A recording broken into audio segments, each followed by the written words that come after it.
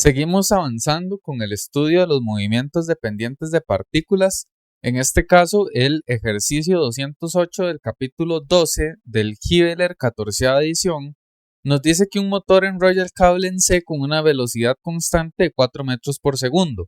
Otro motor enrolla el cable en D con una aceleración constante de 8 metros por segundo al cuadrado.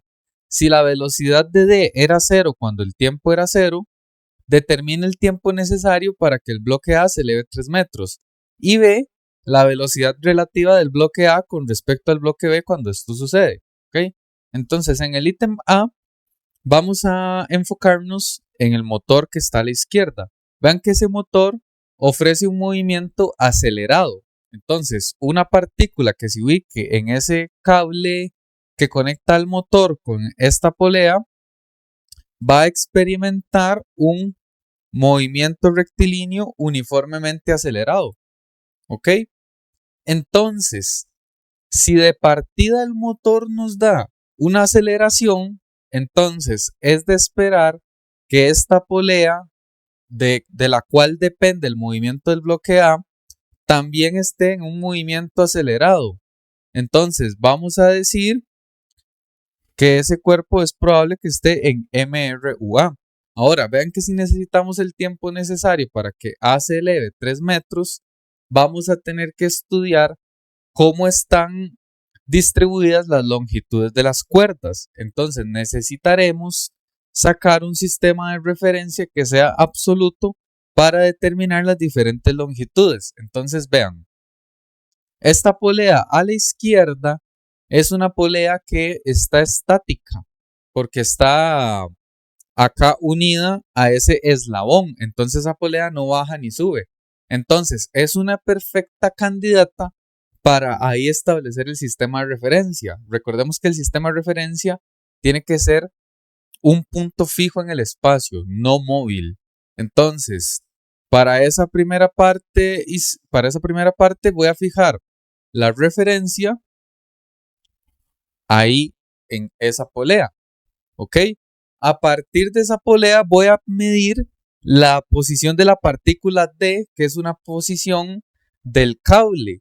Pero vean que ese cable yo lo pude haber establecido su cota en ese punto D o desde el propio motor y el ejercicio va a dar igual. Nada más que ahora al hacerlo de D vamos a empezar a contar la longitud desde ese punto. ¿Ok? Pero si ustedes lo hacían en un punto más bajo es exactamente lo mismo. ¿Ok? Ahora, otra referencia que me interesa será la del cuerpo de polea que sostiene a la masa A. ¿Ok? Eso me dará la segunda coordenada. Entonces, trazando las cotas, ya obtenemos dos posiciones de interés. Nos interesa cómo se desarrolla la posición de la partícula D que sale desde el motor o que va hacia el motor y nos interesa la cota de la otra polea A. ¿Ok? Entonces esto lo llamaré YD y esto por acá. ¿Ok? Entonces, vean que el eje de referencia nos está indicando que las posiciones positivas serán hacia abajo. Ahí tendremos el eje Y positivo. Lo primero que vamos a hacer es analizar a ese cuerpo A. Entonces, para esa carga y polea, ya sabemos que necesitamos que sufra un cambio de posición hacia arriba. Entonces, eso está contrario a nuestro eje positivo. Entonces, para efectos de nuestros cálculos, será de menos 3 metros. Ahora, recordemos que A es un cuerpo que está en movimiento rectilíneo uniformemente acelerado. Entonces, podemos utilizar las ecuaciones clásicas. Vean que si yo necesito el tiempo para poder asociarlo a un cambio de posición, es necesario que utilicemos la ecuación de cambio de posición, que ya sabemos que sería la velocidad inicial de A por el tiempo más un medio de la aceleración de A tiempo al cuadrado. Entonces vean que con respecto a las variables que por ahí tenemos, El cambio de posición ya lo conocemos, pero la rapidez inicial de A no, ni tampoco la aceleración de A. Eso lo vamos a determinar utilizando las propiedades de la longitud de cuerda. Entonces, vamos a analizar primero la cuerda número 1, que será la cuerda que está conectada al motor en D. Entonces, vean la longitud de esa cuerda. Vamos a empezar a contarla desde la partícula D. Entonces sería toda esta longitud YD y 2 veces la longitud YA, porque se engloba hasta ahí. Entonces podemos decir que la magnitud YD más 2 veces la magnitud YA es igual a una constante o es igual a L1, como ustedes gusten. Vamos a hacer de una vez la derivación. Entonces, derivando respecto al tiempo, ya sabemos que obtenemos la velocidad de D más 2 veces la velocidad de A siendo igual a 0. ¿Okay? Entonces acá podemos utilizar las condiciones iniciales que nos ofrece el enunciado. ¿Ok? En ese caso se nos dice que en el tiempo t igual 0, la velocidad de D era igual a 0. Entonces vean que si nosotros despejamos aquí la velocidad de A, tiene que darnos menos un medio de la velocidad de D. Pero como valía 0, entonces la velocidad de A inicial vale 0. Así que de este término de la ecuación de cambio de posición de A, este término se hace 0. Vean que al final de cuentas nos quedaría que el cambio de posición de A es igual a un medio de la aceleración de A tiempo al cuadrado. Y si despejamos ese tiempo, tenemos que enviar el 2 a multiplicar. Y la aceleración de A dividir. Y para eliminar el elevado al cuadrado, hacemos raíz cuadrada. Entonces el problema ya ahora se reduce a simplemente calcular la aceleración de A. ¿Ok? ¿Y cómo lo vamos a hacer? Vean qué sencillo. Vamos a tomar la ecuación de velocidad que ya teníamos por ahí. ¿Ok? Y la vamos a volver a derivar con respecto al tiempo. Entonces, vean que aquí obtendríamos la aceleración de D más 2 veces la aceleración de A es igual a 0. Entonces, la aceleración de A es igual a menos un medio de la aceleración de D. Ahora vean el detalle acá interesante. Vean que el motor está enrollando al cable en D. Es decir, es un movimiento vertical hacia abajo. Entonces, ese dato de aceleración de D igual 8 metros por segundo al cuadrado, hay que considerarlo positivo. Entonces ya podemos acá determinar ese valor. Sería menos un medio por 8 metros por segundo al cuadrado. La aceleración de A es igual a menos 4 metros por segundo al cuadrado, es decir, negativa porque tiene un movimiento ascendente. ¿Ok? Y ya nos podemos devolver a calcular ese tiempo que nosotros necesitamos acá del enunciado. Copiamos la ecuación que ya hemos despejado de tiempo y sabemos ya todos los datos. 2 por el cambio de posición del talle A, ya dijimos que es ascendente hacia arriba de 3 metros, entonces menos 3. Y la aceleración de A, menos 4. Igual que siempre, un tiempo no nos puede dar negativo, mucho menos un tiempo que estamos acá incluyendo en una raíz. ¿Ok? Entonces, para levantar esa carga con esas condiciones tardó 1,22 segundos.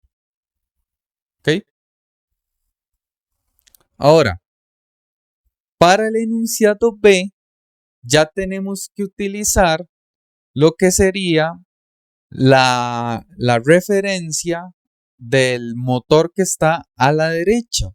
Entonces vean que lo que nos piden es la velocidad relativa del bloque A con respecto al bloque B cuando esto sucede, es decir, en ese tiempo de 1,22 segundos. Entonces, vean qué sencillo.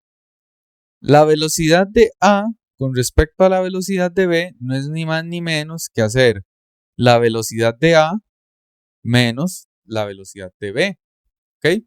Vean que la velocidad de A yo ya la puedo calcular directamente porque nosotros sabemos por MRUA que la velocidad final es igual a la velocidad inicial más la aceleración por el tiempo. Y ya vimos que la velocidad inicial de A era 0. Entonces, la velocidad de A en ese tiempo sería su aceleración, que es de menos 4. Y la multiplicamos por 1,22. Eso nos da menos 4,88 metros por segundo. ¿Ok? Todo bien con ese dato. Ahora necesitamos determinar la velocidad que tiene B justo en ese instante. Entonces, vean que nosotros contamos con un dato ahí acerca de que la velocidad que imprime el motor que arrolla en C es de 4 metros por segundo. ¿Ok? Entonces, vean que ese motor se está arrollando. Entonces, las partículas que conforman el sistema tienen un movimiento ascendente. Entonces, eso es contrario a nuestro sistema de referencia que siempre vamos a denominar hacia abajo positivo. Entonces, tenemos como dato que la velocidad de C es igual a menos 4 metros por segundo, ¿ok? Porque se dirige hacia arriba. Ahora, nosotros necesitamos estudiar cómo está distribuida la longitud de toda esa cuerda del sistema. Entonces, vean, para que ustedes puedan observar cómo es que lo voy a resolver, voy a poner la referencia lo más arriba que pueda, incluso sin estar en una de las poleas, ¿ok? Mi referencia la voy a considerar en el sistema acá de la pared, ¿ok? No hay ningún problema. Y voy a tachar ahí dos dimensiones que me interesan. Me interesa la dimensión de las partículas que salen desde C y me interesa la dimensión de la partícula que está unida a la polea B. Entonces, dicho eso, obtendríamos dos cotas que nos van a determinar las posiciones. Voy a enmarcar por acá a la posición YC y por acá a la posición YB. ¿Lo ven? La referencia la he colocado así para que ustedes puedan ver qué pasa con estas longitudes. ¿Ok? YC, YB. Entonces ahora sí podemos decir lo que pasa en esa cuerda número 2. ¿Ok? Vean que por el lado izquierdo tiene todo este segmento. Ese segmento sería todo un segmento YB. Pero del otro lado, la cuerda va desde el punto B hasta el punto C. Entonces tenemos que hacer mayor menos menor, que sería la mayor YB. Y le restamos YC. Todo eso es posible de observarlo colocando la referencia bien arriba. Otra forma es hacer un punto aquí en el cableado en C y establecer la posición ahí.